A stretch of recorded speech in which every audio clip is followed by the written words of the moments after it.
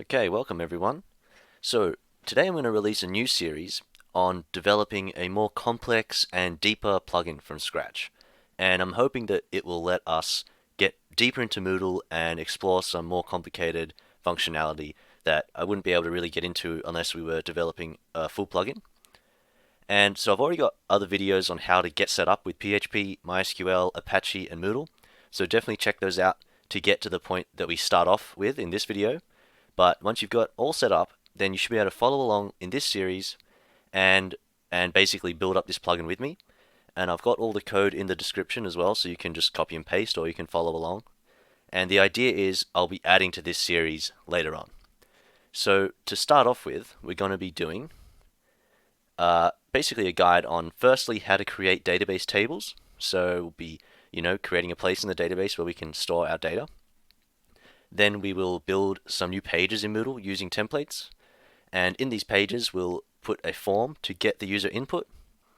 And then we'll handle the form and put that data into the database. And we'll also write some custom SQL to query that new data that we've inserted into the database and do some cool stuff with it. What we're going to do is display some dynamic notifications using callback functions in Moodle. And once you follow along, you'll understand what all this stuff is, and basically, learn a lot about all this different functionality in Moodle. And we're going to add more lectures to this as well in the future. So there's plenty more to kind of build on, even beyond what we do here to start with.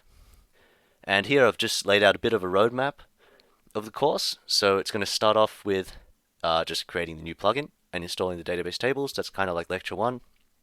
Then we're going to make a new manage page and render using a mustache template. Yeah, so I'm going to show you how to output HTML to a page in the best Moodle way to do it.